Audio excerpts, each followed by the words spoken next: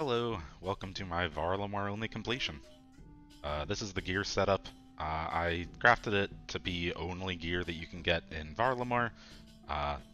All of it's pretty important. This is exactly the strength bonus that you need in order to two-shot the major, which is going to matter. I just showed my stats, and then here we are going in.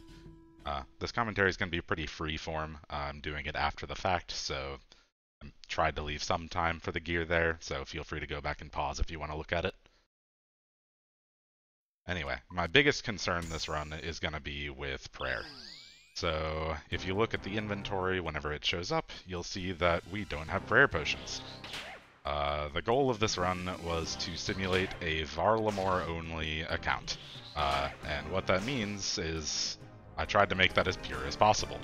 And Druidic Ritual cannot be completed in Varlamore, so I'm assuming that you don't have prayer potion access.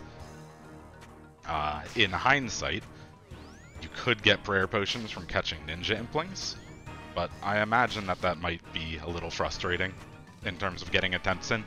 And the Moonlight Moth mix is 22 prayer points a dose, no matter what your prayer level is, which is actually really nice. It's only 2 doses, so I am concerned about my prayer, so I'm going to be flicking quite a bit. I think in an actual Varlamore only completion, you would probably be using full prayer potions and maybe camp prayers a little bit more, maybe use offensive prayers a little more. So the early waves don't have much too exciting, but next wave I'm going to talk a little bit about how I start the wave, because I think that's pretty important for this completion.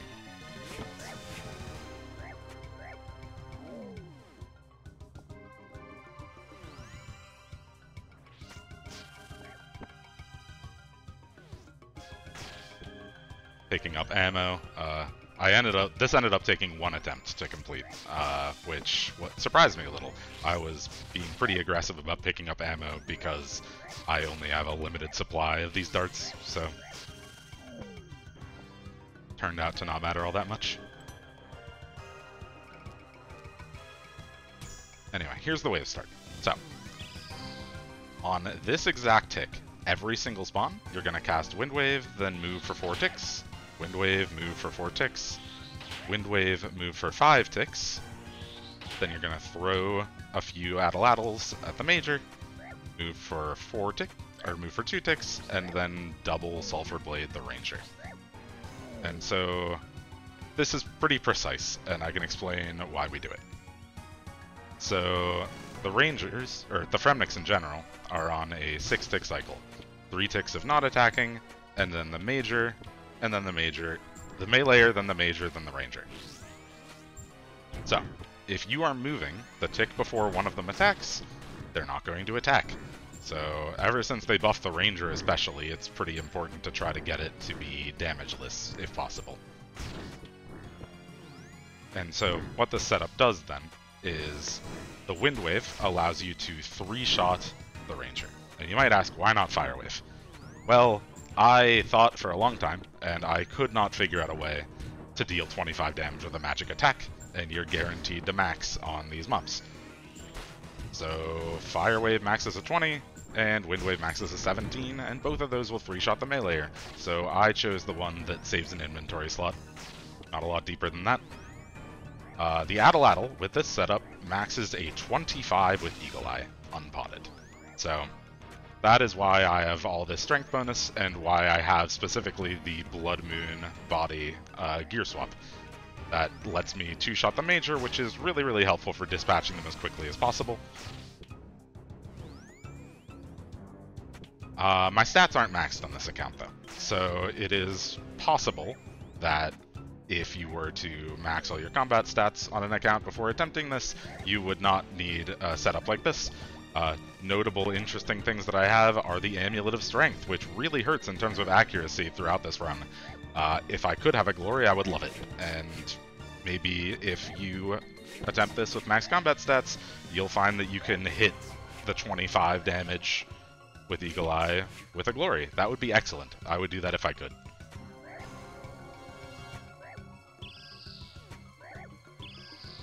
The combat bracelet as well was fun to figure out. My original thought was red spiky Van braces for the accuracy and melee strength, but it just, I couldn't get the 25 damage to work otherwise.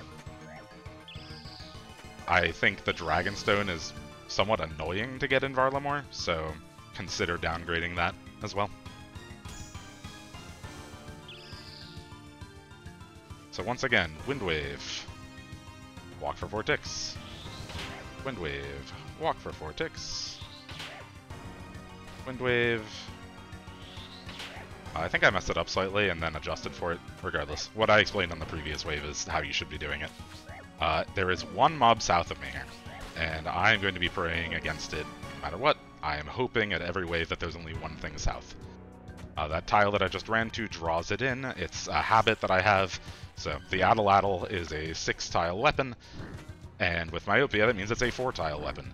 If you move to that northern pillar tile, it will drag in almost any mob. The only mob it won't drag in is the Serpent Shaman. So we kind of hope that we don't get a Serpent Shaman south if we get Myopia. My answer to that is to just not pick Myopia before wave 7.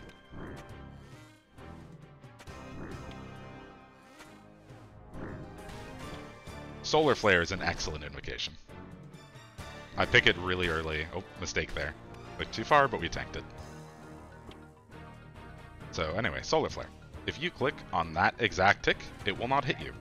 During Solar Flare 1 and 2, it moves 1 tile every 2 ticks. The difference between 1 and 2 is that it stalls on the corners for longer on 1. So, for some reason, the Solar Flare scans your position the tick after it arrives at a tile. So, if you're watching its true tile, and its true tile touches you, you can react to that, and then click to dodge. This doesn't work for Solar Flare 3. Solar Flare 3 touches each tile for 1 tick, and scans you that tick, so you need to be moving before it reaches you. But Solar Flare 1 and 2 are excellent invocations.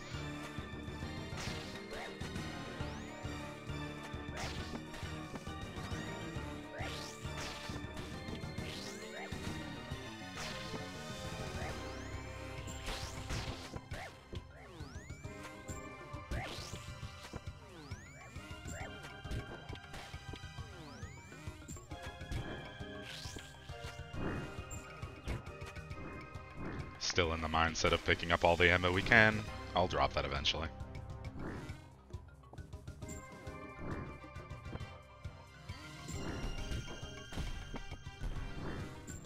I'm a big fan of doing things slow and steady if there's no cost, and when there's just one mob alive, you can flick it like this, and it costs 0 prayer points. Not strictly necessary if you were running prayer pots or had higher stats, but it seemed safe to me, so I did it.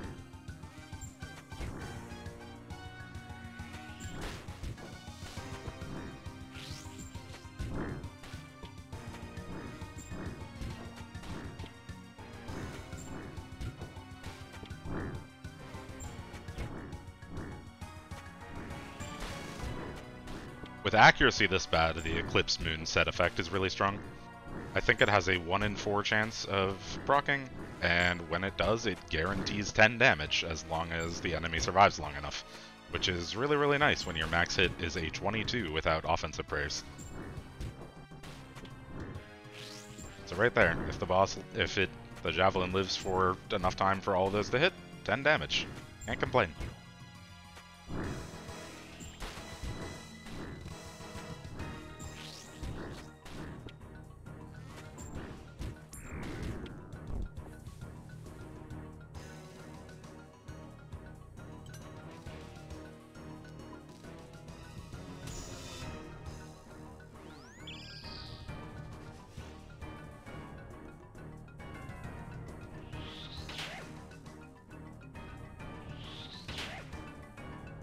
I stopped for a tick and took a melee hit there.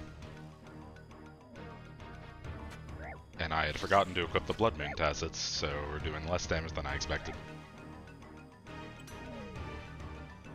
Again, this was my first attempt. I am not very used to this method. I'm much more used to the method on other videos in this channel, in particular killing the meleeer in one shot with a shadow, and then killing the major in one shot with a T-bow.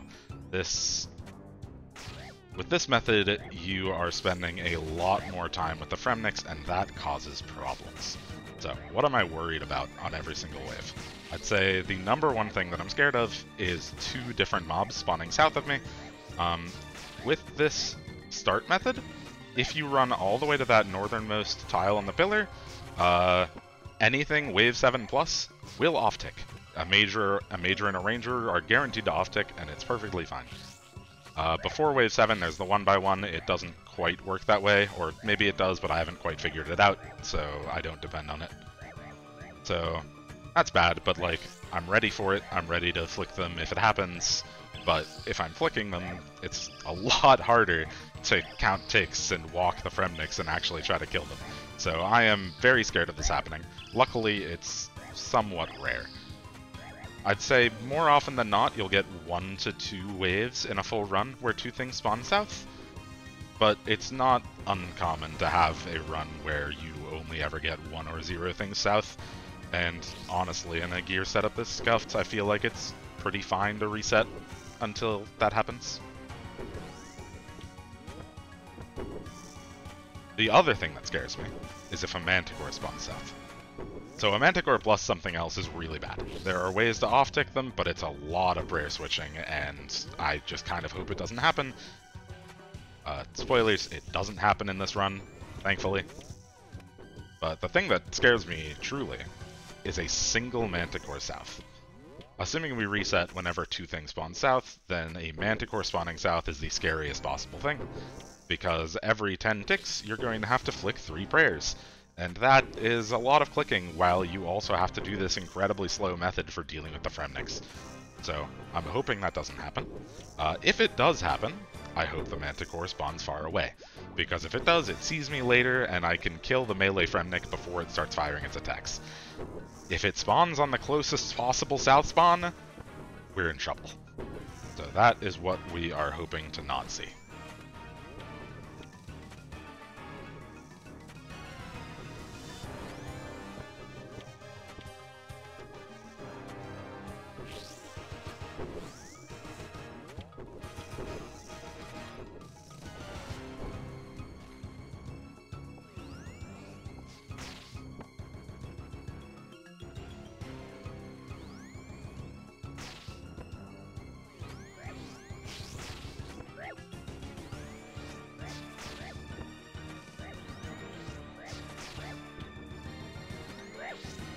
Still in ammo saving mode. I'm going to keep trying to save ammo as long as things are simple, but the waves stop being simple basically now.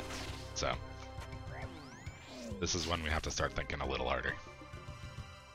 And after that wave, I realized that I don't know what the Bloodmoon chestplate looks like, so I tagged it red. Sue me.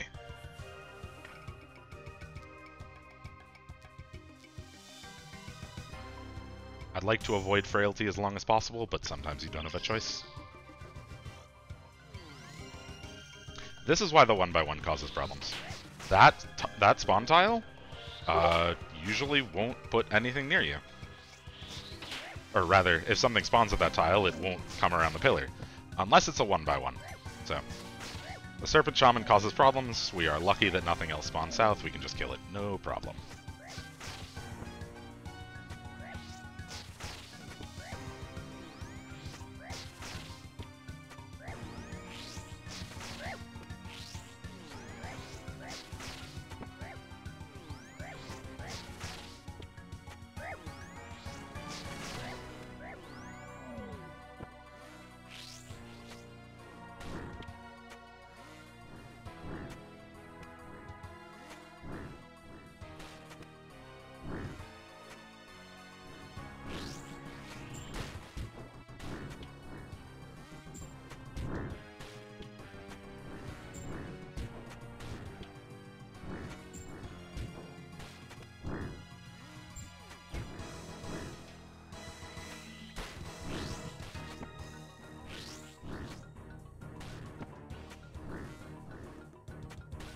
If I don't think there's anything interesting happening, I'm probably not going to be talking. This run is quite long, as you can tell by the video length, and a lot of it is stuff like this. The wave is completely solved, we're flicking, we're hitting the enemies. Not a whole lot to say.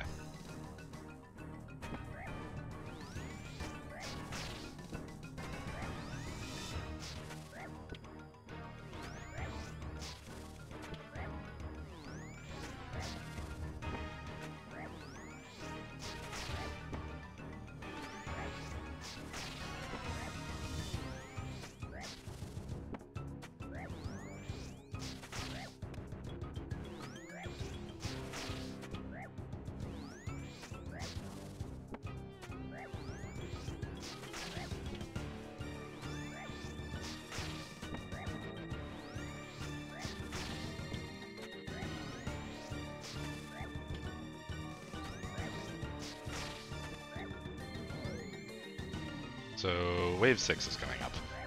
I personally believe that Wave 6 is the hardest wave in the Colosseum. Strictly speaking, it shouldn't be. The things in Wave 6 are less lethal than, say, the things in Wave 11. But, as I've mentioned, the Serpent Shaman breaks all the rules. A lot of my strategies kind of depend on the starting tile and being able to off-tick things that are south, and the Shaman messes with that. So I treat Wave 6 with a healthy amount of, just general caution.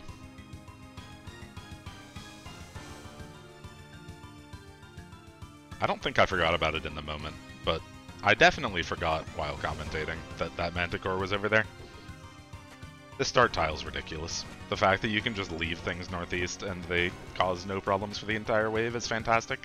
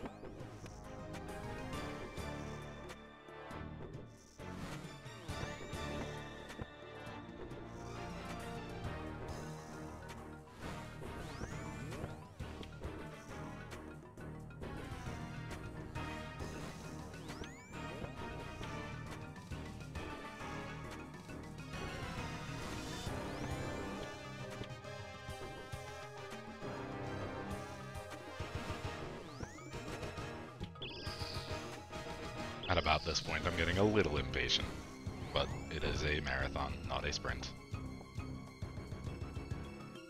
So again, oh, that's my first time seeing Manta Mayhem. I thought it was Doom Scorpion for a second because it had the same icon. Anyway, Blasphemy and Wave 6. That is an excellent spawn. Just a major. Actually, this spawn is the reason that I don't like to take Myopia with the setup before Wave 7.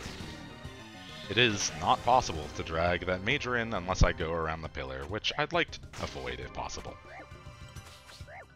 Like, I could go around the pillar at this point, the Manticore hasn't locked it in, but on a more complicated wave, going around the pillar could be dangerous.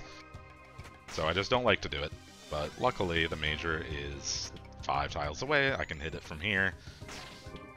Really nice that it's 5 tiles and not 6 tiles, because it means that once reinforcements spawn I can trap the Jaguar and still dodge the Solar Flare pretty safely. So at this point, I'm looking behind the pillar, and this stack sucks. There's a Javelin and Manticore that are going to see me same tick no matter what. And we don't know what the Manticore is yet, and I kind of hope it's range first. It might not be, and if it isn't, I have a plan. So the plan is to look north of the pillar and see that Shaman and the Javelin. That Shaman and Javelin will see me same tick, but the Shaman has a max range of 10 tiles.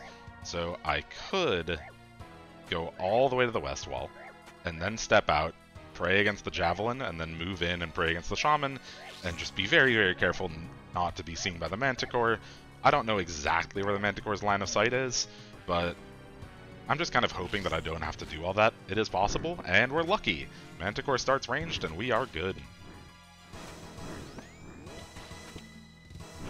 The only reason I stepped out here was because I knew I could deal with this Manticore, whether it was range first or mage first.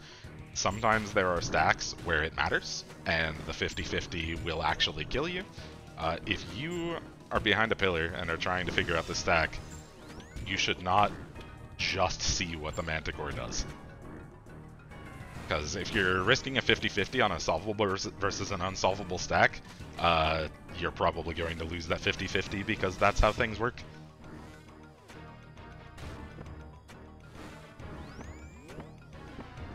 Instead, if you see that there's a 50-50 that the stack will be unsolvable, probably just run south. It's a lot safer to run south when the Manticore hasn't chosen its style than when it has.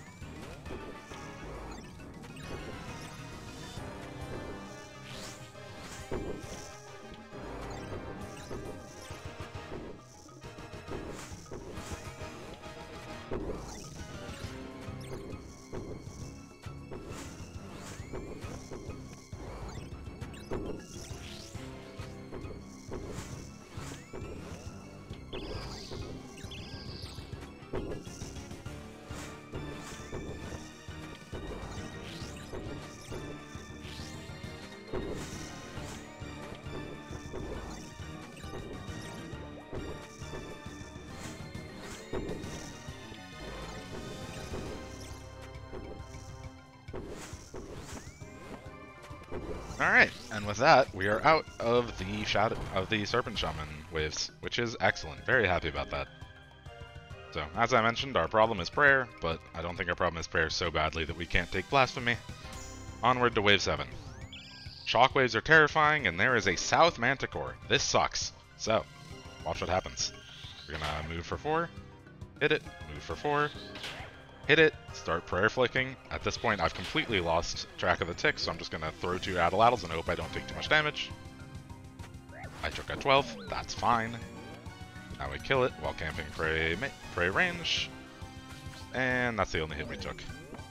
Not the end of the world, sucks a little bit. And at this point, I need to think about how I want to heal this.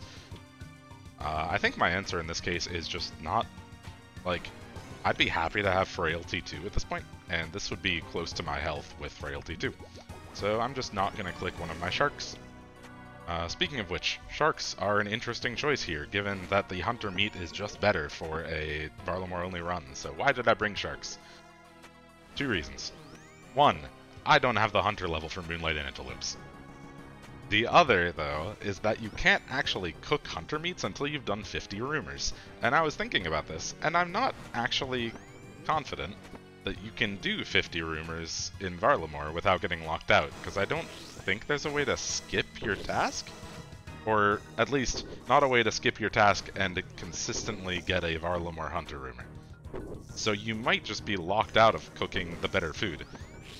So I looked around Varlamore. There are, in fact, shark fishing spots, and I'm sure you can get your cooking and fishing up to an adequate level. So, sharks it is. As for why I brought 4 of them, I thought I would have a large prayer ratio this run. You might be looking at my supplies and saying, "Hey Kiwi, you don't have a prayer problem. You've used like 3 of them and you brought 20, and you're on wave 7. To which my response is, yep. That's pretty accurate. I probably should have been using Eagle Eye more, and I will notice this at some point during this run. I forget exactly when.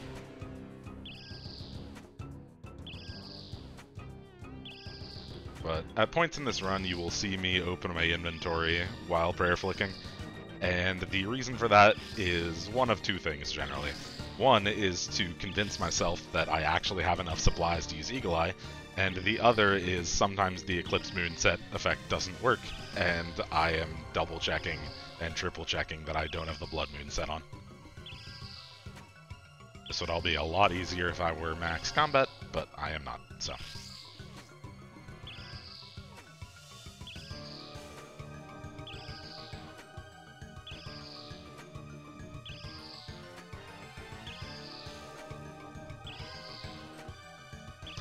I like Wave 7, 8, and 9. I think Wave 8 is actually genuinely hard, especially if stuff spawns south of you, but like, the Minotaur is a wonderful monster. He's way easier to trap than the Jaguar.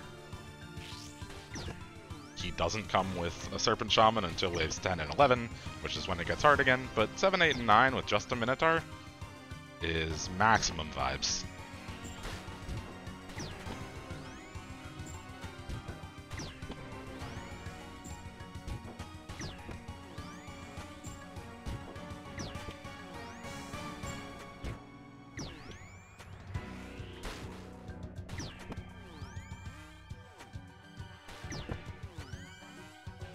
So that wave demonstrated what it's like to have a Manticore south. Luckily, it wasn't the bad case. Once again, the bad case is if the Minotaur spawns on the closer south spawn. I was able to kill the meleeer before it attacked, and that helped a lot. I suspect I might have taken quite a bit more damage had it spawned closer. But sometimes you get lucky, and you gotta accept that. Also, once again, in hindsight, probably didn't need to be gathering all of this ammo. But here we are. I can't control past Kiwi, and he thought it was a good idea.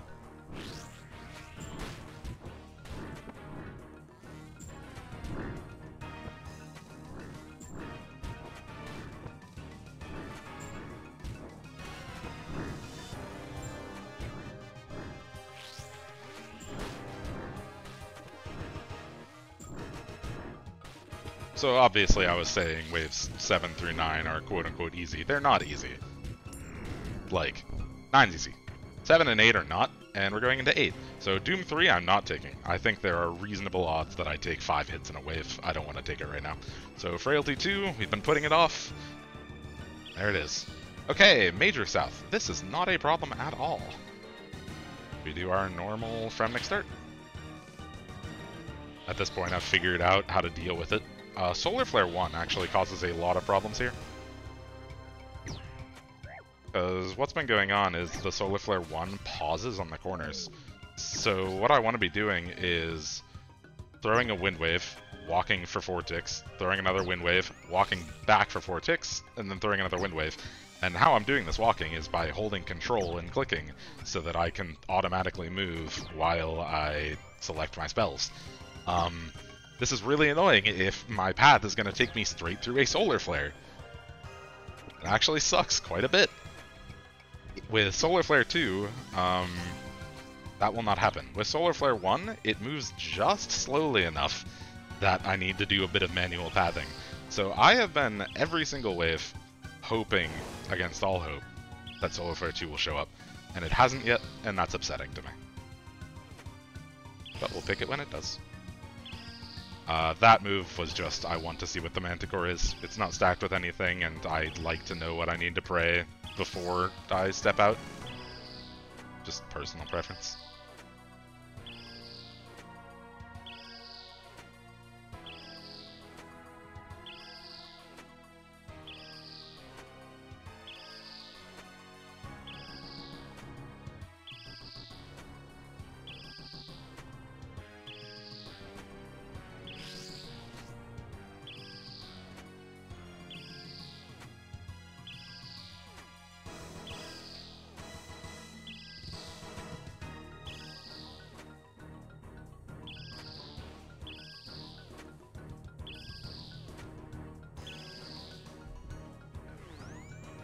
This is the moment where I realized, hold on a second.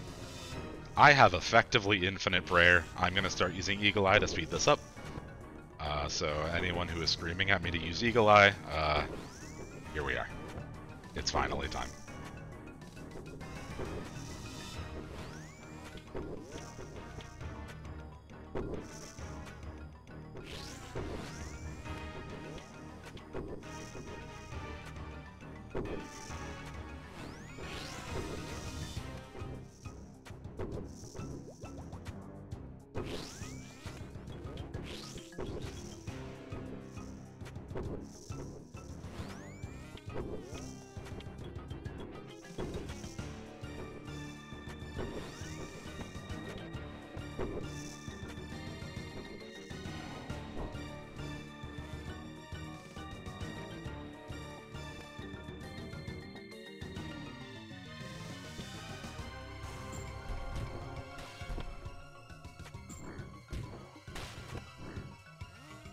Alright, I guess I'm not totally sold on Eagle Eye. Ah, there it is.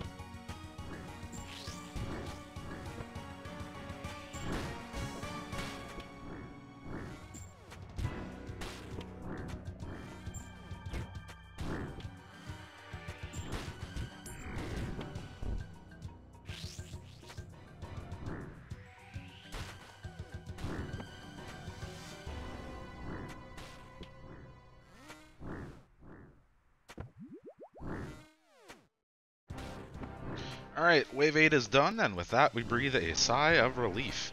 Wave 9 is one of the easiest waves in the Colosseum, in my humble opinion. It is 1 Javelin and 2 Manticores, and the Manticores are guaranteed to be the same style, assuming both are alive when they choose their style. So, the only way that this goes very badly is if both Manticores or a Manticore and a Javelin spawn south of us. This could go slightly bad if one Manticore spawns south, and we just kind of hope it doesn't go bad, so let's see. Excellent! Solar Flare 2, we love this! I'm happy, look at that! Mouse cursor. Alright, let's go. That sucks. Alright, South Manticore. Again, we've been here before though. So it was the far south spawn, we get to cast 3 Wind Waves, and then we need to flick him.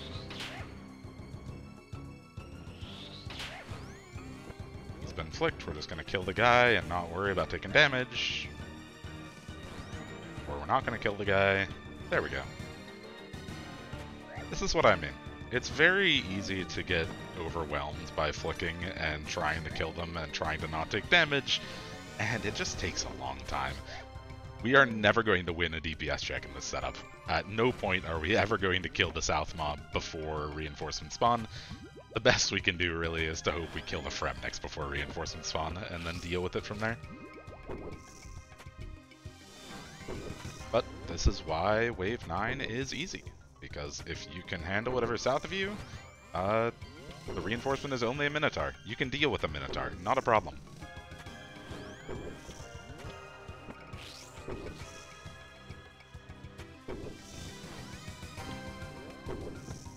So once again, just my own personal habit is I would like to force this other Manticore, because I've noticed that whether that Manticore in the back is Mage first or Range first doesn't actually matter. There's a different way to solve each of them, but because there's a different way to solve each of them, I'd like to know which one I have up front, so I lock it in before this Manticore dies. Because although the Manticores are guaranteed to be the same style, that's only a guarantee as long as both are alive. If one dies before the other chooses its style, the other one rolls it randomly. So I want it to be Mage first, and so I made it Mage first.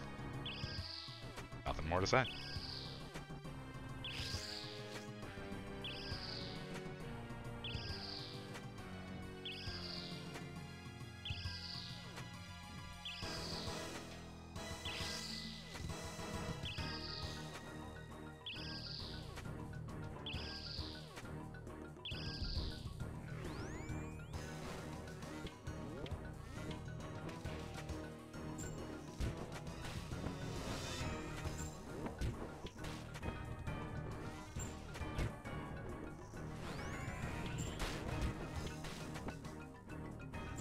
My priority here is the Manticore purely for prayer usage.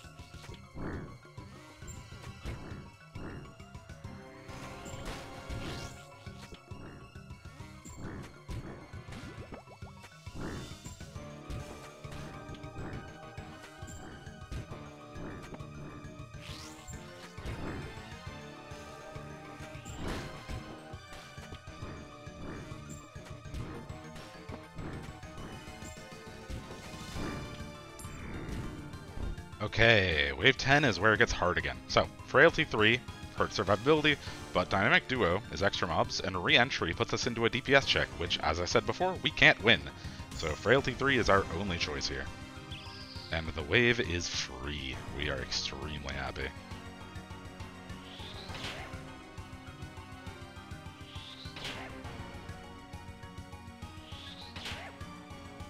To explain that choice, Dynamic Duo sucks.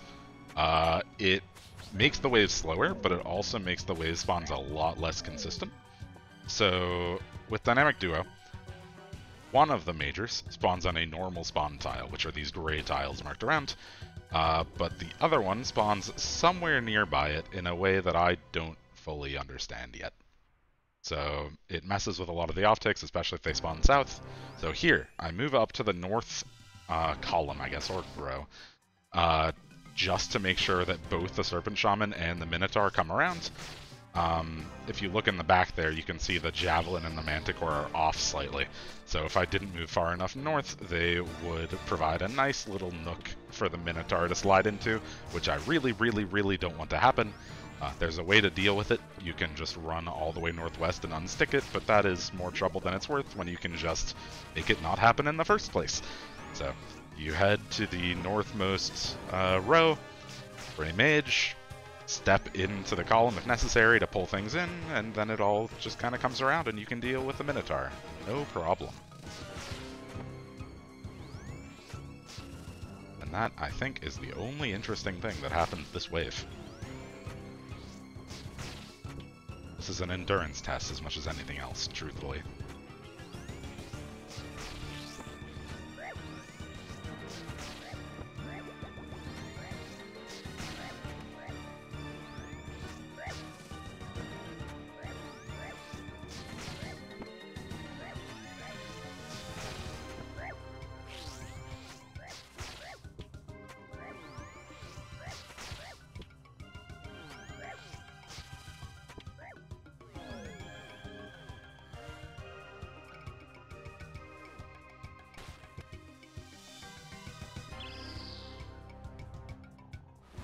That was really scary what I did. I don't know why I went north there. I think I wanted the ammo, and then remembered that there was a javelin in the back. I'm glad I figured that out. It wouldn't have been too bad, but I would have had to dodge javelins more often.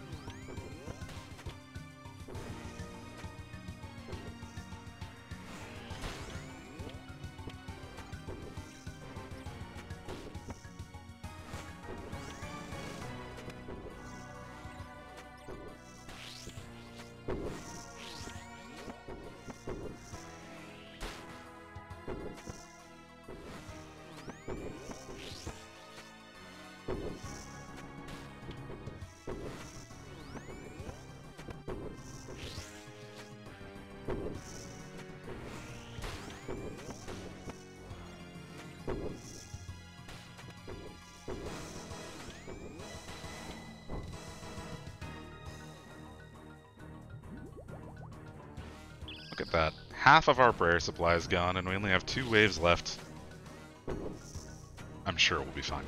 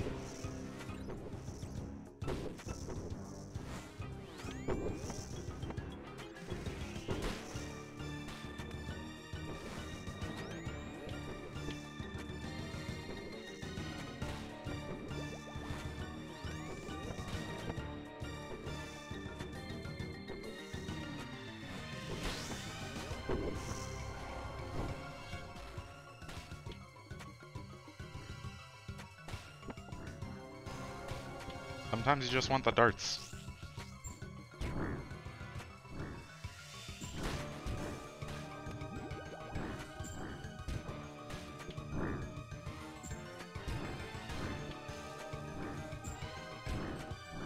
I think I started this run with 15.7k or something, so 400 darts, 500 darts to get to wave 10 is like not that bad, really.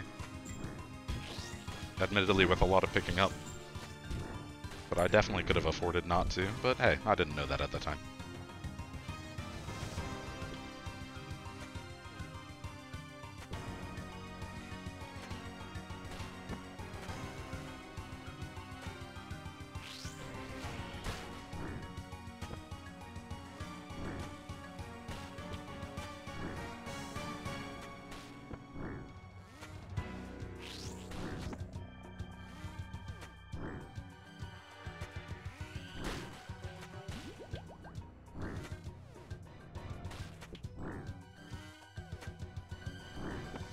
Alright, we are going into wave 11. Nothing too bad has happened so far. We've had a couple South Manticore spawns, but they've been far away, no problem. That's about to change. This is about to get tricky. So, this is a hard choice. Bees is an obvious no. Myopia or Solar Flare 3. Solar Flare 3 is harder than Solar Flare 2, but I'm a little worried about Myopia this late. 4-tile range is not a lot. It's doable. I've done it, but I don't love it. We're going to settle with Solar Flare 3. Good luck, good luck. And here we go. The Manticore spawns close, and you will see immediately what I mean. So, we toss 2 wind waves, and we immediately have to start flicking. So, all 3 are alive. We are hopeful that we don't take damage when we cast this wind wave. Or we don't cast the wind wave because we misclicked. That's fine too. A little bit of panic.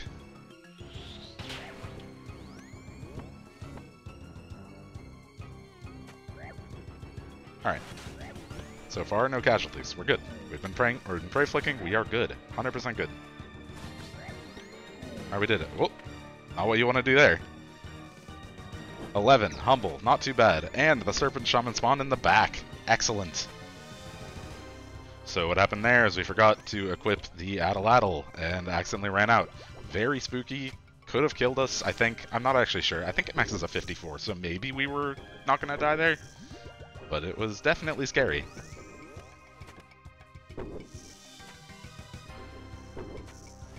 So at this point I'm kind of thinking, like, should I eat the shark? Should I pray rapid heal for the rest of this wave? The rest of this wave is going to be pretty long. And so I glance at my regen timer, it's almost done. So I think when it hits 47 I'm going to hit rapid heal. So, we definitely got lucky this wave. So even though the Manticore spawned close, which is unlucky beyond belief, the Serpent Shaman spawned behind the Minotaur. So what would I have done if it had spawned in front? Panicked a little bit, probably. But I did have a plan. So what you can do is, if you're on the south side of the pillar, like I am right now, the Shaman won't see you immediately. So the way you deal with it is you wait for the Manticore to charge up its attacks, you let it shoot all 3 attacks, and then you immediately run 2 tiles north and pray Mage. And what that does is it will let the Shaman see you the tick before the Manticore launches its attacks, which allows for an off-tick. I had a plan, it was doable, but if I had gotten that in this run, I'm not sure I would have survived, truth be told. I think I've decided, yeah, I decided to eat the shark. I brought them for a reason. I'm not envisioning too much damage on the boss. Anyway, I'm not sure I would have lived, and the reason is not because I don't know how to do the off-tick. The reason is because I forgot to equip the Atlatl 2 seconds earlier, and ran out and was already panicking. Maybe I would have done it, but I am extremely thankful that we got lucky on this Minotaur spawn. Not a whole lot else to say there.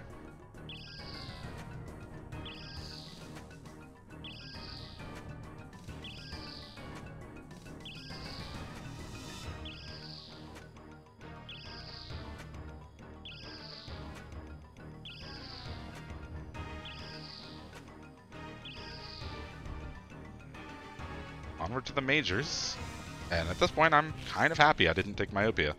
Admittedly, if I had myopia I'd just be 2 tiles further east, but that's like far closer to the javelin over in the northeast corner than I'd prefer to be. So I'm pretty happy to be back here, where a misclick won't just kill me.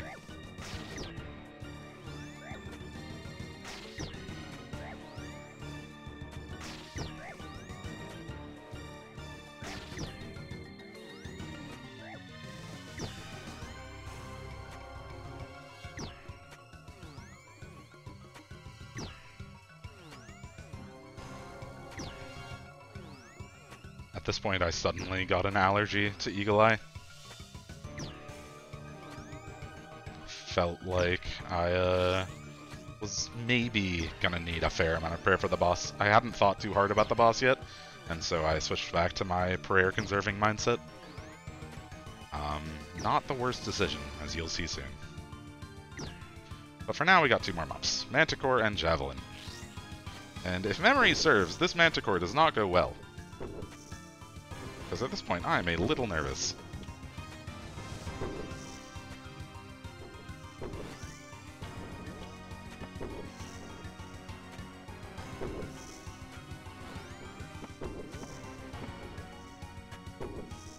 Moving my inventory up, because I like my inventory gear for Soul Heredit. It's easier to move my mouse to click the prayers and the gear.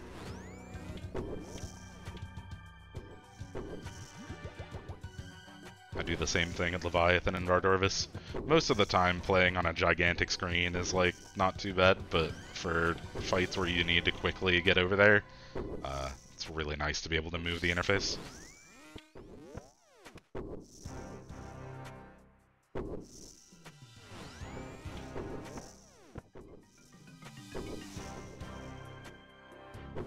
There it is. Yep. Good old-fashioned misclick. And so I'm suddenly 31 HP down. I obviously need to eat a shark. The question is, do I eat 2? So 1 more shark will heal me for 11, which kind of sucks. Honestly, I have enough prayer that the answer is probably just camp rapid heal between waves. And just heal the full. But I didn't want to do that. because I was recording this, and I didn't want to figure out how to speed up parts of the clip. I kind of wanted it to be one uninterrupted take. So, for that sake, we continue onward. And Soul probably won't hit us a 46, so whatever. So at this point, we're home free. Onward to the boss fight. So the nice thing about the Eclipse Moon and Mixed Hide sets is they have a lot of strength bonus, which is good for our melee weapon, which was the Sulphur Blades. I did not run calcs, I regret that immensely. So the Sulphur Blades seem like a decent slash option for the boss, and they might be the best. I genuinely don't know. There might be a better option, but they were the best one I could come up with. With this setup, they max a 15-15 with offensive prayers. They got decent slash bonuses, but not insane. And I don't have piety, so I'm thinking the boss is going to be a little slow. But I underestimated just how slow this is going to be. I recommend you look at the time remaining in this video. Alright, Quartet and Totemic suck. We're picking Relentless and it isn't even close. Excellent boss invocation. Alright, so I'm going to camp Rapid Heal and my offensive prayers, and we're going to attack the boss. We're going to run to the start tile, which I like a lot, and then we're going to dodge to the side because I am an idiot and forgot how this boss worked after not doing it for a few days. Alright, Sharks down. Cool. This is all we have for the fight. So, the game plan is this. The boss does not have a DPS check until sub 150 hit points. Until then, it just does normal attacks. It does not summon any floor puddles except at set HP thresholds. And so we are just going to turtle and try to play our best until that time, and then try to DPS it down after 150. And it's about this point that I'm noticing I don't do a lot of damage. Even with my offensive prayers, I am just simply not hitting the boss very hard, and I have 5 Moonlight mixes left. So, the thing I mentioned about the DPS check matters a lot here, because it means that we could afford to... Oh, hold on, actually. So, one thing. I'm going to camp this tile. Because at 90%, he summons the first set of puddles, and then one of them always targets where you are. I really, really like this place that I'm standing. So I want to bait a puddle over there, so I still have like a middle and a side dodge column safe without having to move the boss. Anyway, as I was mentioning, the first 90% of this boss fight is not a DPS check. So at some point, I'm going to realize this and turn off my offensive prayers, because I don't want to go through all my prayer and run out of offensive prayer for when it matters. The rest of the boss can be done 0 prayer. Yep, here it is. At this point I've realized it, and we are just going to do the fight completely normally. No food, high stress, I am shaking, and you can probably see that from my cursor. But I've done 0 boss damage runs before, I can do them again. So, the scariest thing here is, other than like the boss, is 2 things. One, those lasers. That laser, it's a 70. I don't have 70 health, so I need to respect it completely and utterly. Which at times, like then, causes the boss to move, which sucks for the other reason this boss is hard, which is Solar Flare 3.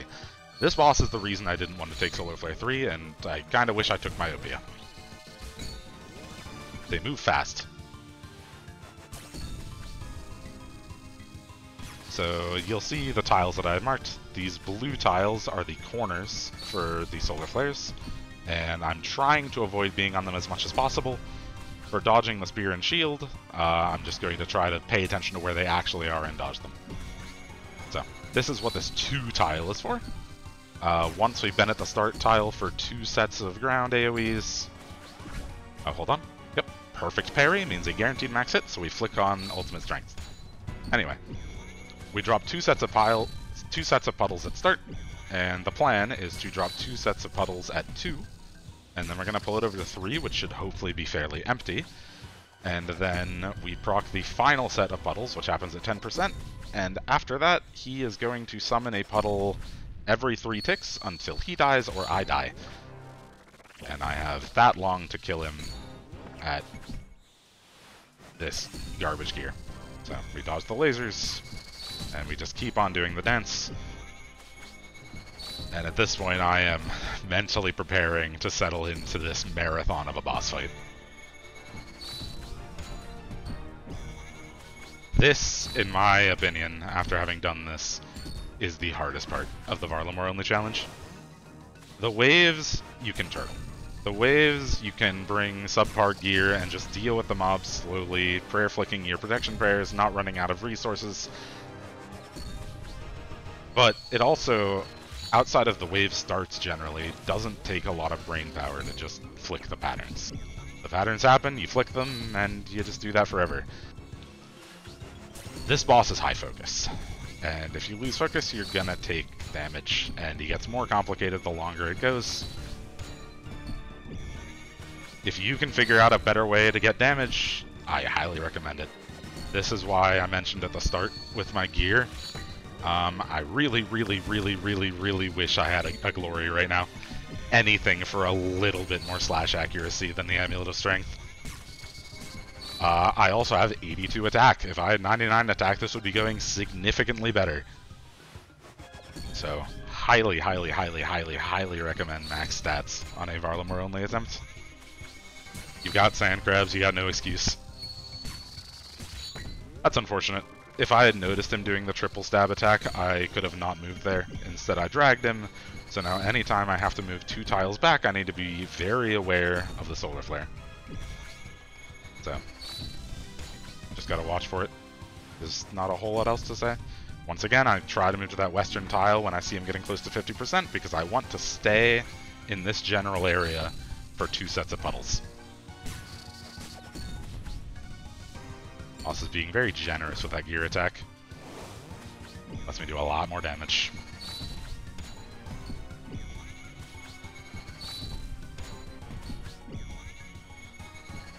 So, thoughts on an actual run. I presume that actual Varlamore onlys will actually do Druidic Rituals, so you have a few advantages.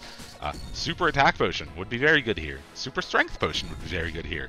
Prayer Potions would mean I'm not panicking about my prayer usage right now. All of that would be incredibly helpful.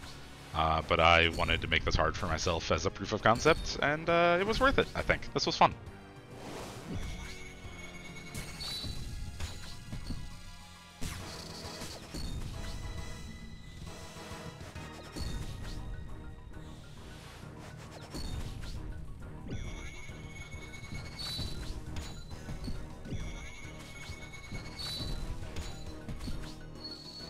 At this point, the triple stab, the final hit is delayed. I'm aware of that.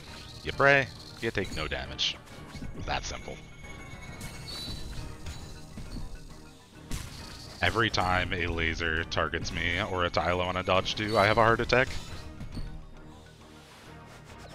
Especially with Frailty 3. If I could have avoided Frailty 3, I would have, but I didn't really have an option at the time.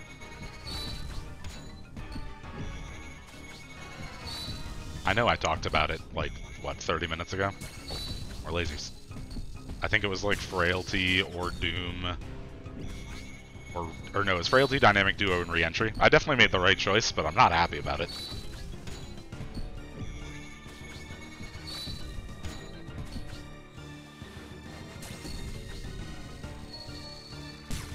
Noticed that he was using that attack. Very nice.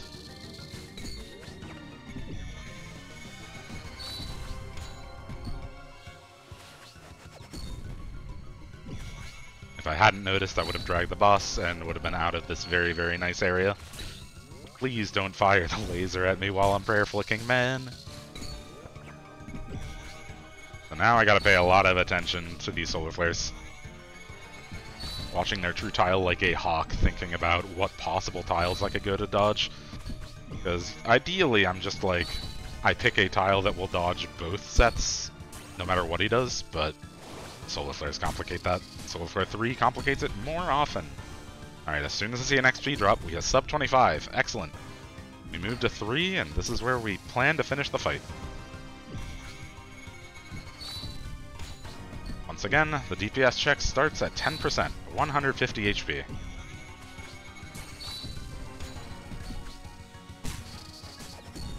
At that point I was being a little careful for the laser and let him drag a bit, which sucks. At this point, I think I'm thinking he's low enough that we might start to use our offensive prayers soon. And that laser cube next to me is scary. I don't like it.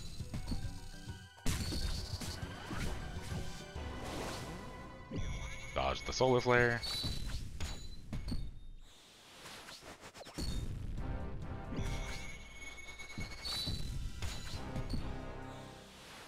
I don't know why I panicked there. I don't know why I panicked there, but we took a 1 from the solar flare. I don't know how we didn't take damage from the spear. Let's not worry about it. Sometimes the nerves get to you. It's been 10 minutes, cut me some slack. Alright, 10% DPS check time. Every 3 ticks, a new puddle is going to spawn. We need to be ready. There's a puddle. Gotta drag him back, because we didn't get a choice. Fun. Prayer flicks, hopefully it doesn't drop on us. It didn't, let's go. We're gonna dodge the thing and drag him because I need a melee range tile. Oh god, alright, so we need to go side. And at this point we're just thinking real hard. Those lasers are terrifying, but we know we're gonna dodge 2 tiles away, so we're good. Triple, please, please, please don't drop a puddle on us. It didn't, let's go, dodge. Keep watching solar flare, uh-oh. 2 away, he did shield, that's good. We love to see spear attacks. If it's a side attack, we need to move away from that puddle. It wasn't, so we're good. A lot of reacting, a lot of lasers, bit of manual pathing. This part is chaos. And at this point, I am so happy. He has just guaranteed us the kill with that perfect parry. I knew that part was going to be stressful. I don't think I realized at the time just how stressful it was going to be. You can see my reaction in chat. And that's that. Just under 1 hour. Very doable. Thanks for watching.